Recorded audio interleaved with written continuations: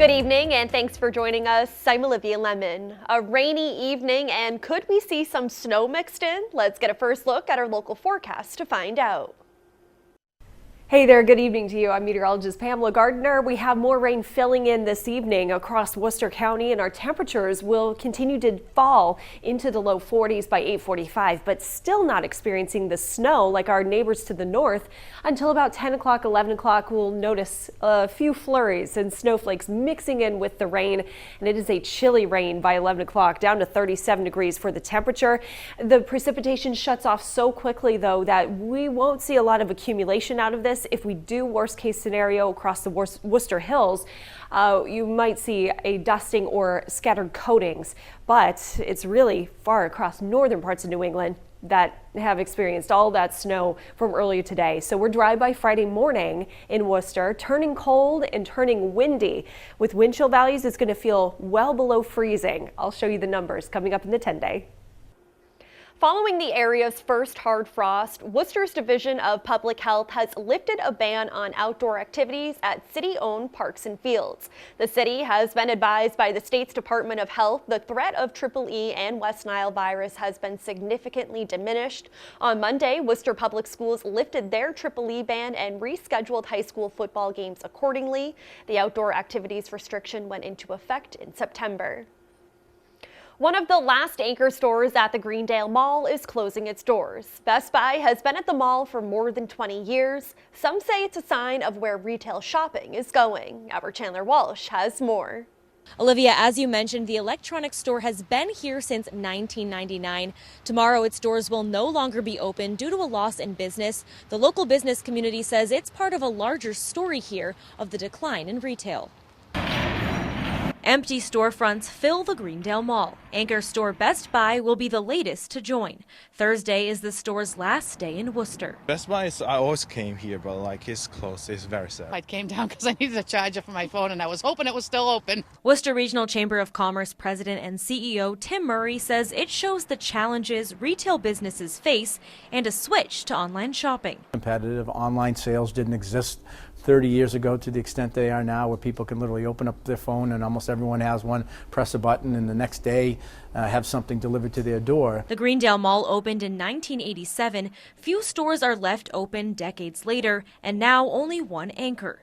Murray expects the mall will follow the fate of others across the country and close its doors. Anytime you see a business going away, it's less jobs and tax base for the city or the town. The community has discussed new uses for the property like housing or DPW headquarters. Murray says there's a great opportunity here for a mixed-use building. Its location, its proximity to the road network, the rail network, presents some real opportunities, and I think we'll see those unfold fairly soon. Shoppers say there wasn't much left inside the store. They say with the closing of Best Buy, they suspect the mall will soon be a thing of the past. So I'm going to Blackstone right now to purchase the same sidewalk. Brick and mortar is going out. It's all about online shopping now, and I do a lot of it. Murray says we've seen malls here in the city like the Worcester Galleria repurposed before. He says this space could be used for office space, housing, or a mix. In Worcester, Chandler Walsh, Worcester News Tonight. As the nationwide opioid crisis continues, an annual conference brings attention to young family members of those affected. Members of law enforcement, educators, and youth support professionals attended the annual Safe School Summit Thursday. The summit featured speakers discussing the needs of drug-endangered children. The district attorney's office sponsored the conference. District Attorney Joseph Early Jr. says adults need to recognize when a child acts out. It may be for a more serious reason. There'll be reasons why they're acting up in school. There'll be reasons why they're failing. But it isn't necessarily their fault. It's what they witnessed because of their parents, maybe going home through their neighborhoods. This has an effect, and the effect is trauma. And bringing in experts who can talk about that trauma, the cause of it, and how we can get better and help these kids, how we can serve them better, especially when adults are failing them at home, is so important. And the DA says the opioid crisis takes more than 70,000 lives per year nationwide, which is more than automobile accidents and gun violence combined. Beginning Friday evening, the Registry of Motor Vehicles in Worcester will be closed as the state completes a transition to a new online platform. Over the holiday weekend, the RMV will convert more than 1.4 billion records to the new platform to provide drivers with more convenient ways to handle motor vehicle transactions. Online transactions for registration or licensing services will not be available, and safety emission inspections will not be conducted anywhere in the state. The RMV in Worcester will close at 4 p.m. on Friday and reopen at 7 a.m. on Tuesday. In honor of Veterans Day, Grid Hospitality Group is offering free meals to servicemen and women. They say it's a way to give back to the people who served our country. As our Valerie Bell explains, veterans will have several different restaurants to choose from.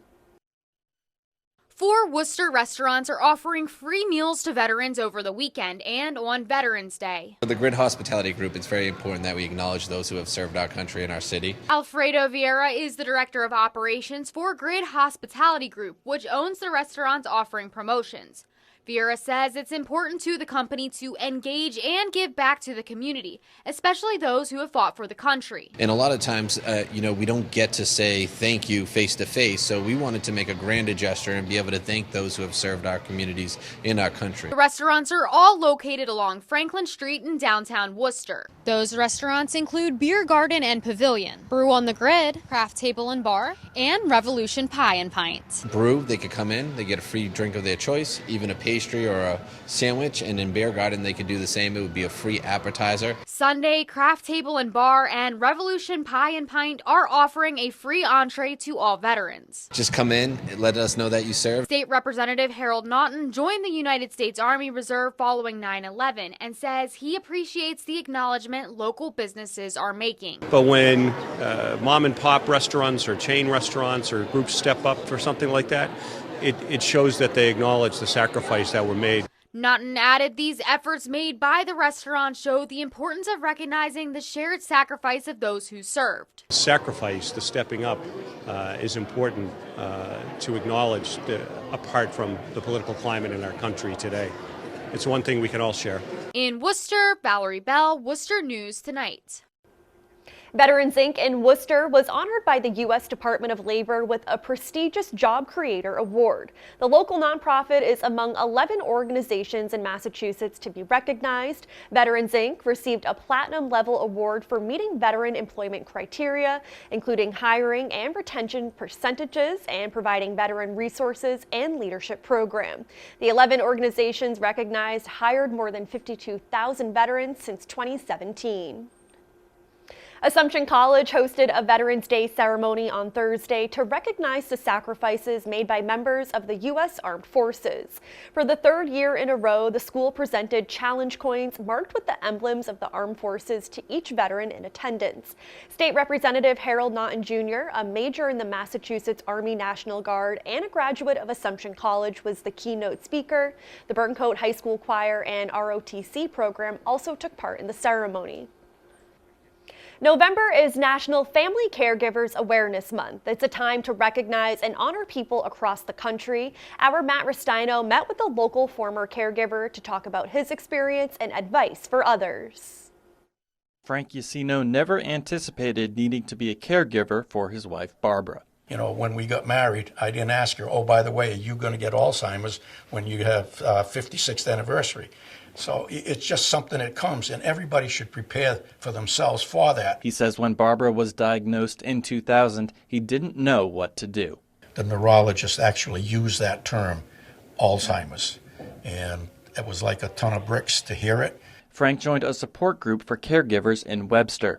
Thanks to the group, he was able to enroll his wife in Summit Elder Care's program for older adults. The goal of the program is to allow these individuals to stay in place or age in place, stay at home, and avoid being in a nursing home if possible. Programs like these provide participants with activities, rehab, and the opportunity to socialize. The programs are also essential for the caregivers who need to balance their day-to-day lives while caring for their loved one. It's providing that family caregiver with respite. It gives them a chance to take care of themselves, to take care of the business and of living, of taking care of those things that they can't do while they're taking care of the loved one. Frank says it's very important for the caregiver to not neglect their own health. Summit's program gave him time to focus on himself while his wife was still being cared for. Although Barbara passed away in 2013, Frank is still very active in support groups, providing support and resources for current caregivers. I'm here to help you. And so far I've been able to help 23 people get into the Summit Elder Care program through the support group. Frank also wrote a book about his experiences as a caregiver. The book is called The Long Goodbye, and all the proceeds from its sales are donated to the Walk for Alzheimer's. In the studio, Matt Restaino, Worcester News Tonight. As part of an initiative to encourage literacy and reading, the United Way of Central Massachusetts and other volunteers read to students at McGrath Elementary School. More than 2 million children across the U.S., including in Worcester, are reading the book Thank You, Omu. The book is about an elderly woman who makes a pot of stew and shares it with all of her neighbors. It's part of Jumpstart's annual Read for the Record. The United Way's Tim Garvin says he hopes the book about gratitude inspires the students. First thing I hope is that every child gets inspired and encouraged, that they see that reading is important to us as adults. The second thing is I hope they hear the story, the content, that gratitude, and especially in the month of November, Thanksgiving month, how can we say thank you to anyone and everyone who's made a difference in our life? Students at McGrath Elementary School say reading plays a big role in their lives. Well, it just makes you feel like you're learning more and more about, and you're getting more knowledge to like get stuff that you want to know more about.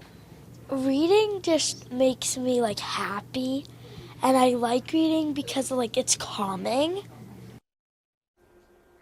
And United Way will report the total number of children and adults who read the book. Jumpstart is looking to see if they beat last year's record for the amount of people reading the same book on the same day.